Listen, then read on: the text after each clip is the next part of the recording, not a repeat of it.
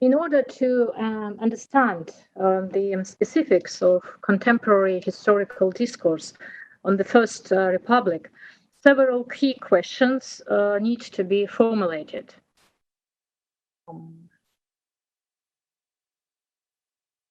The first and most obvious question is how the list, and more importantly, the interpretation of the most significant events that occurred at the time of the existence of the Azerbaijani Democratic Republic has changed.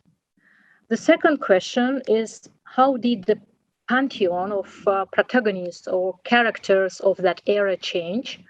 It's about the specifics of interpretation and the practices of constructing the images of heroes and enemies. And finally, the third question, what important accomplishments are attributed to the First Republic? How does the history, or rather the historical myth of the First Republic, fit into the context of contemporary post-Soviet statehood? According to the generally accepted Azerbaijani historiography, the First Republic existed for 23 dramatic months from its proclamation on 28 May 1918.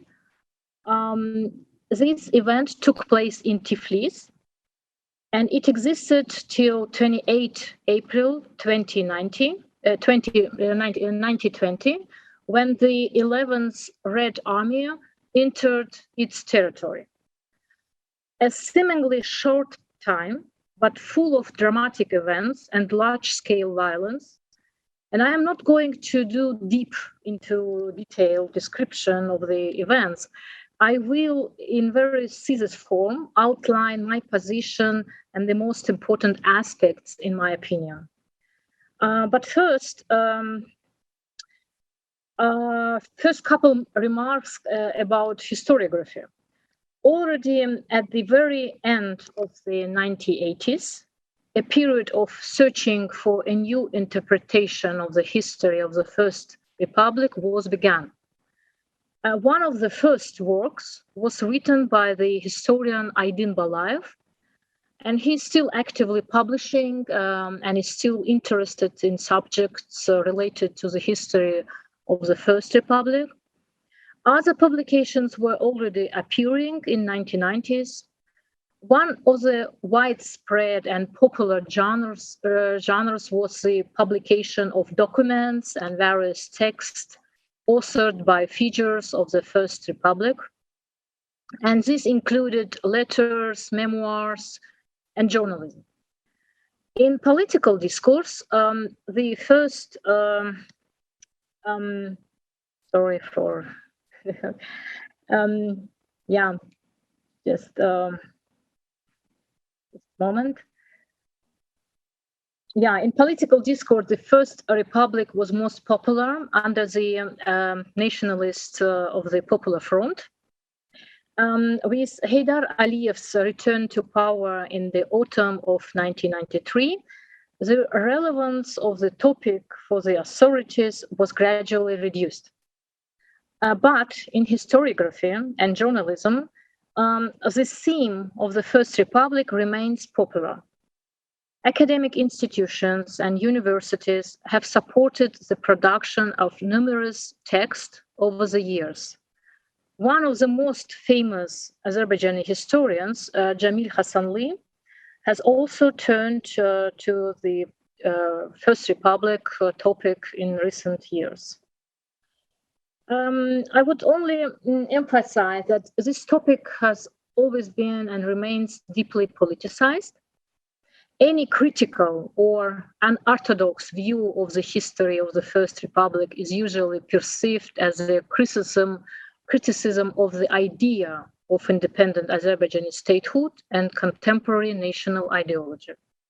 And indeed, it should be understood that contemporary nationalist discourses give the First Republic and its main heroes an important and honorable place. And at the same time, the First Republic and its figures have become competitors to the current political regime. And this fact noticeably affects the interpretation of events of those years. So the first question, events and their interpretation. The events that occurred in the territory of contemporary Azerbaijan in 1980-20 have been in Soviet historiography regarded as part of the revolutionary process. By contrast, in post-Soviet historiography, the history of the republic has been effectively divorced from the history of the revolution and the civil war. In contemporary retrospective logic, it was the Musalatists or Muslims and only them who possessed the legitimate rights to construct statehood.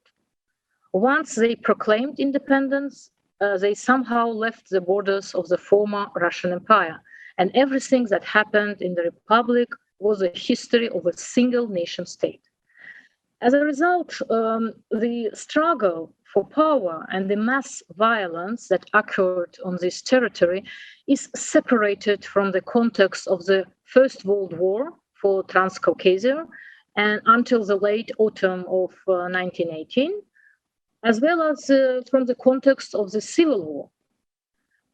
Once again, this is the history of a separate republic and the history of a struggle of the nationalists to establish their power and the widespread recognition of its independence.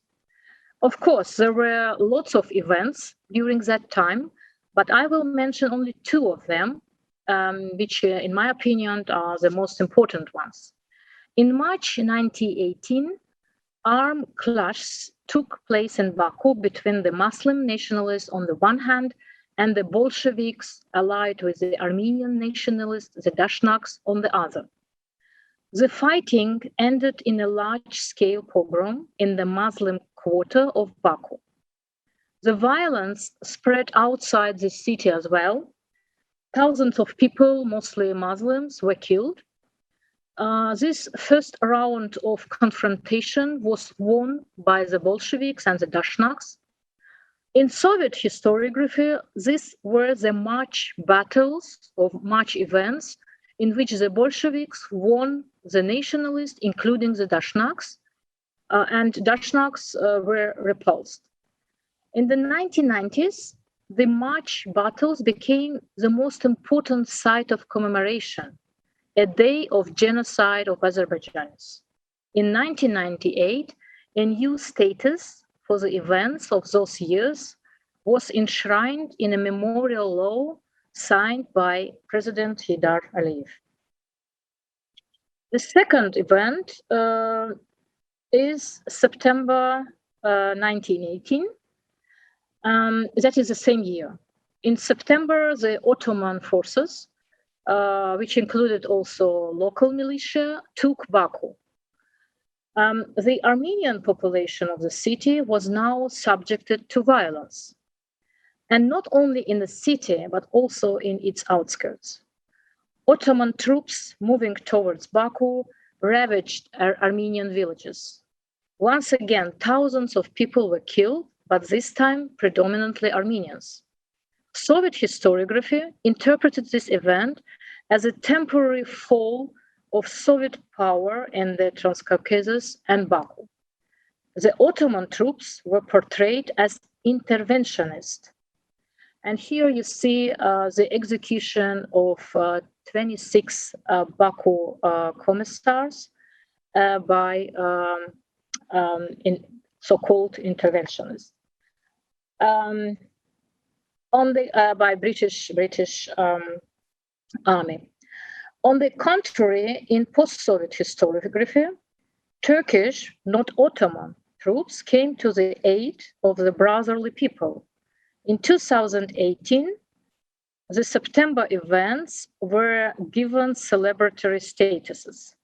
That year, Baku celebrated Liberation Day and the Great Victory, and a theatrical military parade was held to commemorate those events. Thus, the events of the times of the Republic are relatively straightforward. the modern historiographical discourse is a rather radical reinterpretation.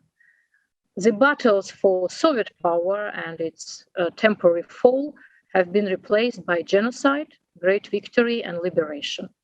One should stress that the First Republic is only one stage of the national struggle.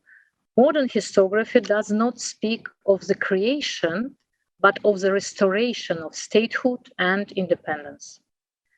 The second question is about the pantheon of protagonists. Here, the contemporary context influences the representation of the history of the First Republic in an even more pronounced way. The nationalist members of Musavat Party are the main heroes of the era. Among them, the most prominent figures are Mehmed Emin Rasulzadeh, Ali Mardan Bek Topchibashev, Fatali Khan Khoiski, and a number of other prominent representatives of the Musavat Party. They are all portrayed as unconditionally positive characters, uncompromising fighters for independence, and so on and so forth. If we look at, just a moment, if we look at the textbook cover of the 11th grade, and you will see that it's Ali Mardan Bek Topchubashev here on the right here, who is depicted on the depicted on the right, and Mehmed Emin Rasulzadeh, actually, a founder of Azerbaijan, one of the founder of Azerbaijan Democratic Republic, and the first president of the republic. So a character who is credited with playing a major role in those events in national historiography has been forgotten, and he is not depicted on this cover. This is the central hero of the First Republic, as I already mentioned, and the opposition is even now actively investing in a discourse about Rasulzadeh as the father of the nation. But the authorities, understandably, do not support this discourse because they attribute the status of the father of the nation to Haydar Aliyev. The former heroes, Bolsheviks, and made heroes pantheon on 26 Baku commissars have lost their positions very quickly, already in 1989. And here there was a radical rethinking of the images. They not only lost the status of heroes, but were turned into cruel and ruthless enemies of the Azerbaijani people. Now they are accused of the very March 1918 genocide against Azerbaijanis. And the central character, Stepan Shauman, has gone from a convinced Bolshevik Leninist to a convinced Armenian nationalist. And finally, the third question, what important achievements are attributed to the First Republic?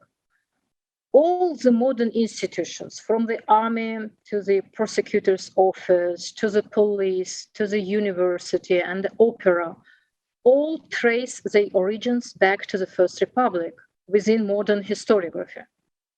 The most important confrontations with historical enemies also took place during the same years. And these are, of course, the Dashnak Armenians and Russia. Historians, politicians, and journalists have long talked about the First Republic in the Muslim East, the first opera in the Muslim East, the first time in the history of this Muslim East that women were given the right to vote, and etc. To sum up, it's the first modern democracy in the East.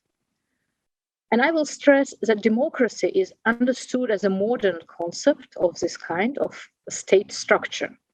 Thus, in contemporary historical discourse, the First Republic remains the most important site of memory.